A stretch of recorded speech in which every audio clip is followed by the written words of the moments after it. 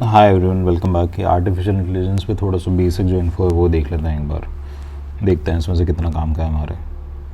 अब पहला है व्हाट इज़ आर्टिफिशियल इंटेलिजेंस। तो कौन है, किसने है, जॉन मैकमर्थी करके कोई इंसान है, इसको यहाँ पे मेंशन कर रखा है। इसने क्या किया, it is the science and engineering of making intelligent machines. ठीक है, specially intelligent computer programs. It is related to the similar task of using computers to understand human intelligence. ठीक है, तो it is mainly mimic human intelligence into machines to make them more intelligent so that machines are able to think। ठीक है, in simple terms ये कह सकते हैं हम। आगे देखते हैं। How decades before definition birth, Alan Turing करके कोई था, उन्होंने इसका कॉन्सेप्ट दिया था, कंप्यूटिंग मशीनरी एंड इंटेलिजेंस का concept. Alan Turing is important क्योंकि उसने ट्यूरिंग मशीन का कॉन्सेप्ट दिया था। 1925 में। Turing often refer to as a father of computer science. इसे फादर ऑफ कंप्यूटर साइंस कहते हैं एलन ट्यूरिंग को। अब अपना कंप्यूटर साइंस है तो ये सब पता होना चाहिए। आगे देखते हैं। आज the following questions can machines think, that's important. Alan Turing had raise this fundamental question in 1950s only, that can machines think. From there he offers a test now famously known as a Turing test. Turing test उन्होंने दिया था, where human interrogator would try to distinguish between a computer and a human text response. Human interrogator would try to distinguish between computer and human text response.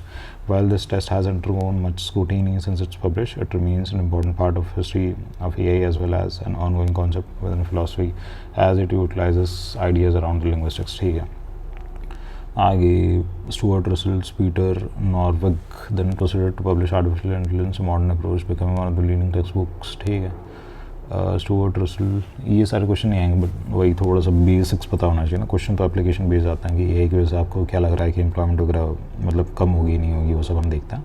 तो थोड़ा सा basics अपने आप को पता होना चाहिए।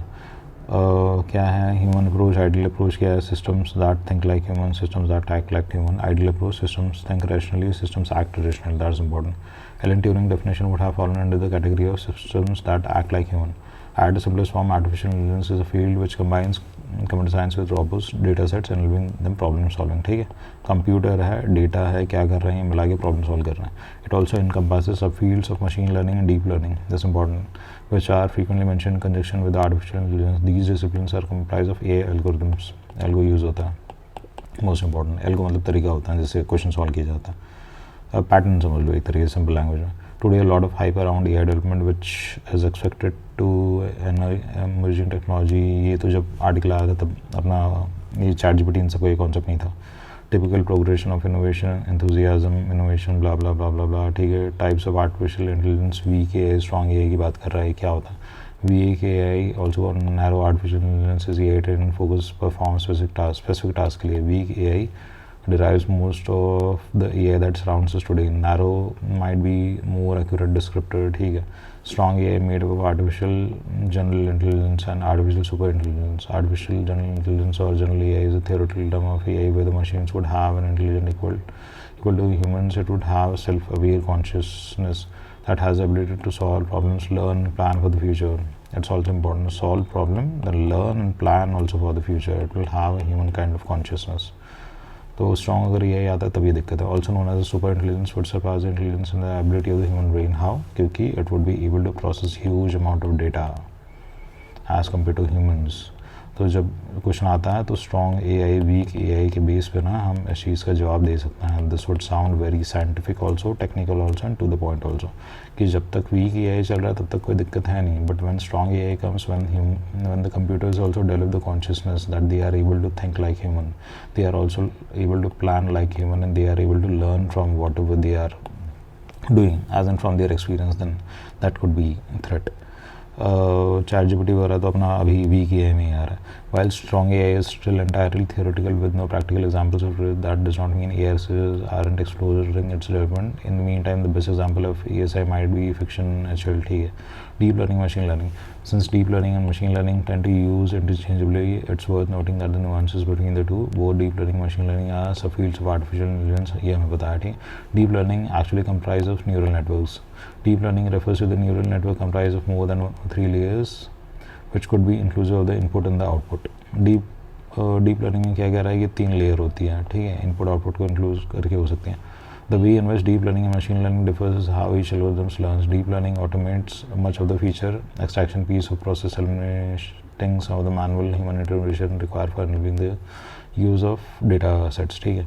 You can think of deep learning as scalable machine learning as, ठीक है, MIT की किसी प्रोफेसर ने कुछ बोला है।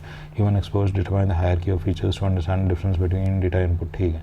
डीप लर्निंग कैन लेवरेज, मतलब डीप लर्निंग बेसिकली क्या कर रहा है कि उसके बाद जो भी डेटा आ रहा है ना, खुद ही उसको समझ रहा है, खुद ही उसको प्रोसेस कर रहा है, खुद ही उसका आउटपुट निकाल रहा है, मतलब खुद से सीख रहा है।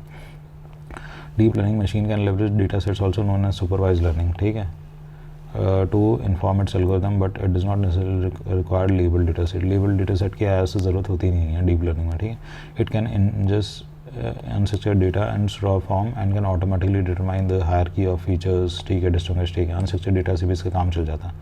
आगे क्या देखता है, unlike machine learning, it doesn't require human intervention to process data, allowing us to scale machine learning more interesting way। Machine खुद से बढ़ती जा रही है क्योंकि ह्यूमन इंटरवेंशन चाहिए नहीं, डेटा आ रहा है, डेटा को समझ रहा है, डेटा को प्रोसेस कर रहा है, डेटा को समझ के इम्प्रूव कर रहा है, ठीक है, और उससे कंटिन्यूसली लर्न भी कर रहा है।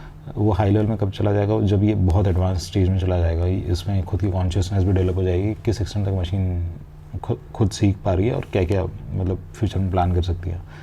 आर्टिफिशियल इंटेलिजेंस के एप्लीकेशन हमें हर जगह मिल जाएंगे। आर्टिफिशियल इंटेलिजेंस का आप ट्रैफिक मैनेजमेंट में कर सकते हो, आप एजुकेशन में कर सकते हो, आप डेटा को एनालाइज करने में कर सकते हो, आप सेल्फ ड्राइविंग कार्स है इनमें कर सकते हो, आप मोबाइल्स में कर सकते हो, आप ई-कॉमर्स पे देख रहे हो आर्टिफिशियल इंटेलिजेंस यूज़ हो रहा है, आप फिर जैसे डीप फेक करके टेक्नोलॉजी है, इसमें आप आर्टिफिशियल इंटेलिजेंस यूज़ कर रहे हो, ठीक है। VR आ गया, आपका AR हो गया, ऑगमेंटेड रियलिटी हो गया, आपका एप्पल का जो हेडसेट आ रहे हैं, सब में आप क्या कर रहे हो, आर्टिफिशियल इंटेलिजेंस यूज़ कर रहे हो।